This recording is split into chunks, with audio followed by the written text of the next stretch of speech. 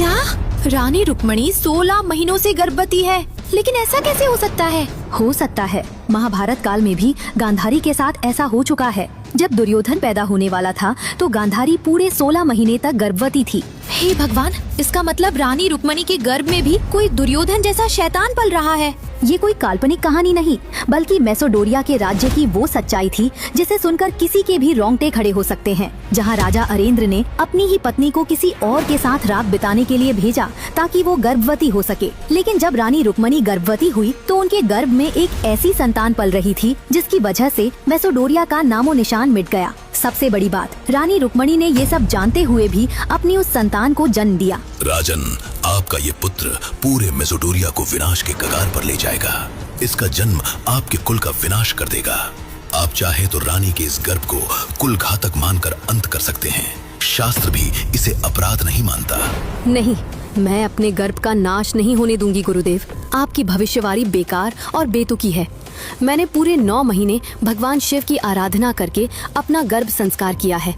मेरा पुत्र तो सर्वशक्तिशाली सुपर योद्धा बनेगा जो अपने राज्य को ऊंचाइयों पर ले जाएगा।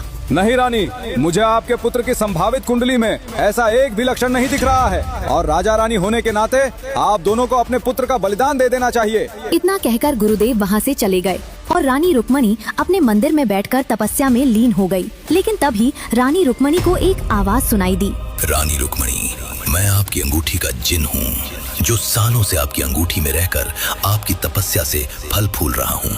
आज आपकी तपस्या की वजह से मुझे जिन योनि से मुक्ति मिली है, इसीलिए मैं आपको एक वरदान देना चाहता हूँ। आप जो भी चाहें मांग सकती हैं। इस समय रानी रुक्मणी सिर्फ अपने पुत्र की रक्षा कवच का ही वरदान मांग सकती थी, इसीलिए उन्होंने अंगूठी के जिन से अपने पुत्र की रक्षा का वरदान मांग लिया। मेरा गर्भ 16 महीने का हो चुका है, लेकिन अभी तक मेरा पुत्र मेरी गोद में नहीं है। और तो और लोग मेरे पुत्र को लेकर अजीब अजीब बातें बना रहे हैं। मुझे वरदान दो कि जल्द से जल्द मेरा पुत्र मेरी गोद में खेले और उसके जीते जी जब भी उसे किसी सुरक्षा की जरूरत हो तो तुम उसका कवच की तरह उसकी रक्षा करो। जो आज्ञा महारानी। आपका पुत्र आने वाली अमावस्या को आपके गोद में होगा। ये सुनकर रानी खुशी से झूम उठी और वो अंगूठी का जिन गायब हो गया। आने वाली अमावस्या को रानी ने अपने पुत्र को जन्म दे दिया। इस पुत्र के जन्म लेते ही पूरे मेसोडोरिया में धूल का बवंडर उठने लगा। जगह जगह सुनामी आने लगी। ऐसा तूफान उठा जिसने मेसोडोरिया की फसलों को बर्बाद कर दिया। ये सब क्या हो रहा? ऐसी बर्बादी तो कभी नहीं हुई। ये तो बस शुरुआत है राजन। आप दोनों ने मेरी बात नहीं मानी, लेकिन अब मेसोडोरिया को बर्बाद होने से कोई नहीं बचा सकता। गुरु की ये बात सुनकर राजा अरेंद्र चिंता में डूब गए और उन्होंने ठान लिया कि वो अपने बेटे को सुपर योद्धा बनाएंगे जिसे दुनिया में कोई हरा नहीं पाएगा। हुआ भी ऐसा ही। राजा अरेंद्र का पुत्र ध्रुव 11 साल की उम्र में ही मेसोडोरिया की सबसे कठिन परीक्षा पास करके सुपर योद्धा बन गया। लेकिन कुछ ही समय में इस सुपर योद्धा पर मार्कस की राजकुमारी लारा की नजर चली गई। कौन है ये ध्रुव जिसकी शौर्य गाथाओं ने पूरे मार्कस में शोर मचा रखा है? मेसोडोरिया का एक सुपर योद्धा है जो ऊंचे ऊंचे पर्वतों को एक झटके में लांग जाता है, शेरों के साथ खेलता है, सांपों की शैया में सोता है। उसके जैसा सर्वशक्तिशाली पूरे मार्कस में ढूंढने से भी नहीं मिलेगा राजकुमारी। तो ऐसा सुपर योद्धा मुझ जैसी रूपवान राजकुमारी को ही मिलना चाहिए। बुलाओ उसे। और उसके बाद मेसोडोरिया का सुपर योद्धा ध्रुव राजकुमारी लारा के दरबार में आ गया। लारा का रूप सौंदर्य देखकर ध्रुव की आंखें चौंधिया गईं और ध्रुव ने तुरंत लारा से सगाई कर ली। लेकिन ध्रुव और लारा की सगाई से राजा अरेंद्र बिल्कुल भी खुश नहीं थे, क्योंकि मार्कस मेसोडोरिया से काफी बड़ा और समृद्धशाली राज्य था। अगर ध्रुव लारा से शादी कर लेगा तो परंपरा के मुताबिक मेसोडोरिया को मार्कस राज्य में ही शामिल होना पड़ेगा और इसका मतलब साफ था कि भविष्य में मेसोडोरिया का कोई नामो निशान नहीं बचेगा। ये सोच सोचकर राजा अरेंद्र बहुत चिंतित थे। लेकिन तभी कुछ ऐसा हुआ जिसने सब कुछ बदल दिया। जाओ, मेरे स्वयंवर का ऐलान करो और ध्यान रहे वो 2 कौड़ी का नामर्द ध्रुव मेरे स्वयंवर के आसपास भी ना भटके। राजकुमारी लारा का ये ऐलान सुनकर पूरे मार्कस में तहलका मच गया। ध्रुव के तो पैरों तले जमीन खिसक गई और ध्रुव सीधे घोड़े पर सवार होकर राजकुमारी लारा के स्वयंवर में पहुंच गया। राजकुमारी लारा, आपकी सगाई तो मुझसे हुई थी ना, फिर आप ये स्वयंवर क्यों करवा रही हैं? ध्रुव, तुम्हारी हिम्मत कैसे हुई मेरी सभा में घुसने की? ये योद्धाओं की सभा है, यहाँ तुम जैसे नामर्द की कोई जगह नहीं। निकल जाओ यहाँ से, वरना मेरे ड्रैगन्स तुम्हें जिंदा जला देंगे। राजकुमारी लारा की ये बात सुनकर ध्रुव हक्का बक्का रह गया। पीछे से राजा अरेंद्र भी ध्रुव के साथ लारा की सभा में पहुँच गए। और उन्होंने भी ध्रुव को इस स्वयंवर से दूर रहने की सलाह दी। ध्रुव, तुम्हें मना किया था ना कि आज इस स्वयंवर में कदम भी नहीं रखोगे। हाँ पिताजी, और ये भी याद है कि मैंने कहा था मैं लारा को वापस जीत कर ही रहूंगा। उसके बिना मैं नहीं जी सकता पिताजी। जियोगे तो तुम तब भी नहीं जब तुम इस मुकाबले में हिस्सा लोगे। आज का ये मुकाबला खतरे से खाली नहीं है। इसमें तुम्हें आग के गोले को दूर तक फेंकना होगा, मुंह से आग निकालने वाले भयानक नाग से लड़ना होगा, 10 सर वाले हाथी को पैरों तले रौंदना होगा, और तब जाकर लारा को जीत सकोगे। और ये मत भूलो कि यहाँ पूरे मैसोटोरिया से बढ़कर एक सुपर योद्धा मौजूद हैं। तुम उनका सामना नहीं कर सकोगे। अब चुपचाप जाकर एक कोने में बैठ जाओ। पिताजी, आपको मुझ पर भरोसा नहीं है? भरोसा था मुझे जब बचपन में ही तुमने 9 सितारों को पा लिया था, मगर तुम्हारी उस शक्ति ने तुम्हारी माँ को खत्म कर दिया। माँ के जाने का गम मुझे भी है पिताजी, इसीलिए तो मेरी शक्तियाँ अभी माँ के साथ ही चली गई। इसीलिए तो कह रहा हूँ कि तुम आज इस मुकाबले में भाग नहीं ले सकते। भाग तो मैं लूंगा पिताजी, चाहे आप साथ दो या ना दो। ध्रुव का इतना बोलना ही हुआ था कि तभी वहाँ लारा आ जाती है। अरे तुम अब तक यही हो ध्रुव? कहा था ना यहाँ कदम रखने की हिम्मत भी मत करना, पर तुम हो कि अपनी बेइज्जती करवाने यहाँ आ गए। नहीं लारा, अगर मेरा प्यार तुम्हें मेरे पास वापस नहीं ला सकता तो मैं इस मुकाबले में तुम्हें जीत कर रहूंगा, और मुझे भरोसा है कि मैं तुम्हें साथ लेकर ही जाऊंगा।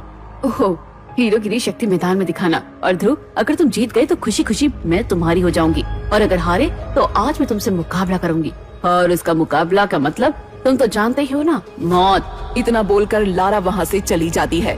ध्रुव के पिता अरिंद्र भी अब अपने बेटे की जिद के तले दब जाते हैं।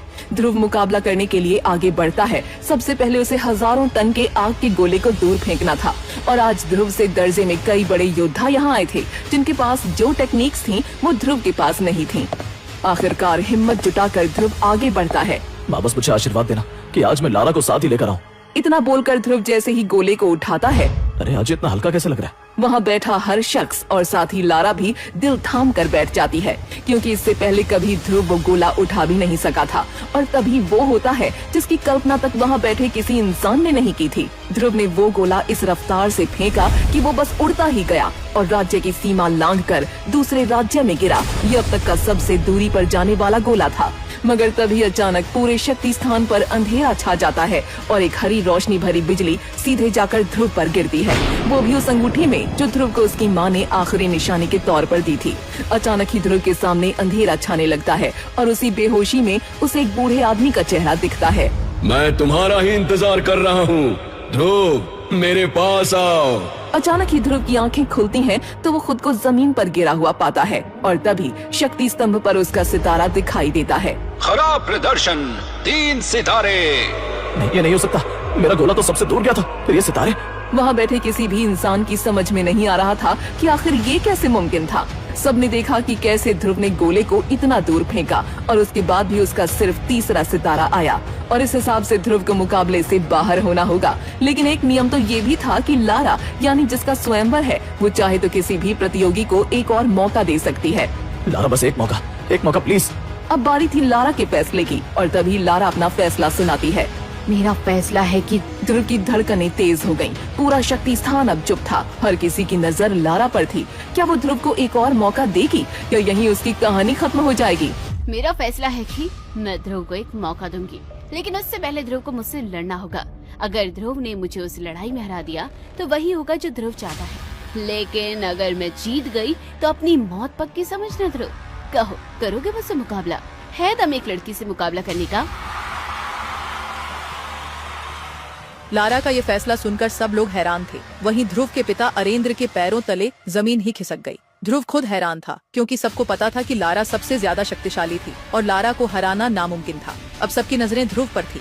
सब जानना चाहते थे कि अब ध्रुव लारा को क्या जवाब देगा। क्या ध्रुव लारा की शर्त मानेगा? क्या वो अपने से ताकतवर लारा को हरा पाएगा? लेकिन तभी ध्रुव ने लारा की आंखों में आंखें डालते हुए कहा, मैं करूंगा तुमसे मुकाबला लारा, मैं हराऊंगा तुम्हें। ठीक है ध्रुव, तो अब ये स्वयंवर भी तभी होगा जब तुम मुझसे लड़ने के लिए तैयार हो जाओ।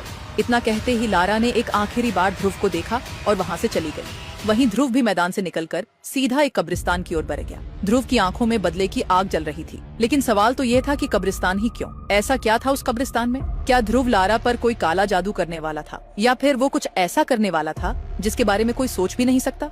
आज मुझे मेरे सवालों के जवाब चाहिए। आज मैं जानना चाहता हूँ कि आखिर मेरे साथ ऐसा क्यों हो रहा है। ध्रुव जैसे जैसे कब्रिस्तान में बढ़ने लगा, अचानक वहाँ की हवा भारी हो गई। ध्रुव के सामने घना कोहरा छाने लगा। उसे कब्रिस्तान के गेट के अलावा कुछ भी नजर नहीं आ रहा था। ध्रुव की धड़कन अब तेज होने लगी थी। उसने जैसे ही आगे कदम बढ़ाया तभी कब्रिस्तान का गेट धीरे धीरे अपने आप खुलने लगा। ये देखकर ध्रुव के पसीने छूट गए, लेकिन उसके कदम नहीं रुके। ध्रुव जैसे ही आगे बढ़ा तभी उसे लगा जैसे कोई उसका कंधा छू कर गया। वो झटके से पलटा, लेकिन पीछे कोई नहीं था। तभी ध्रुव ने कहा, कौन है यहाँ? सामने आओ। देखो, मुझे ऐसे डराकर कोई फायदा नहीं है। मैं डरने वालों में से नहीं हूँ। उस आवाज को सुनकर ध्रुव वहां से भागा और सीधा एक कब्र से लिपट गया। ध्रुव ने जैसे ही उस कब्र को छुआ, कब्रिस्तान का पूरा माहौल बदल गया। जो घना कोहरा चारों ओर था वो छूट गया था। आवाजें आना बंद हो गई थी। अब हर कब्र साफ दिख रही थी। असल में ध्रुव ने जिस कब्र को छुआ था वो उसकी माँ की थी। तभी ध्रुव अपनी माँ की कब्र से बात करने लगा। देखा ना तुमने, ये दुनिया मुझे कमजोर और नकारा समझती है। सब मुझसे नफरत करते हैं। ऊपर से लारा ने भी मेरा साथ छोड़ दिया। माँ, अब मैं कैसे करूँगा उसका सामना? कैसे हराऊंगा उसे? और तभी उस सन्नाटे को चीरती हुई एक रहस्यमयी आवाज गूंजी। रोना किसी भी समस्या का समाधान नहीं होता ध्रुव, और तुम जीतने के लिए बने हो, हारने के लिए नहीं। ये आवाज सुनकर ध्रुव एक पल के लिए ठहर गया। उसकी सांस थम गई। उसकी आंखों के आंसू वहीं जम से गए। कौन है? कौन है? माँ, क्या तुम हो? अब रोने का नहीं, उठने का समय है ध्रुव। अब समय है तुम्हारे शक्ति सम्राट बनने का। लेकिन कैसे बनूंगा मैं शक्ति सम्राट? मैं तो लारा से अपने अपमान का बदला भी नहीं ले सकता। फिर कैसे बनूंगा मैं इतना ताकतवर? तुम्हारे पास वो है ध्रुव जो किसी के पास नहीं है।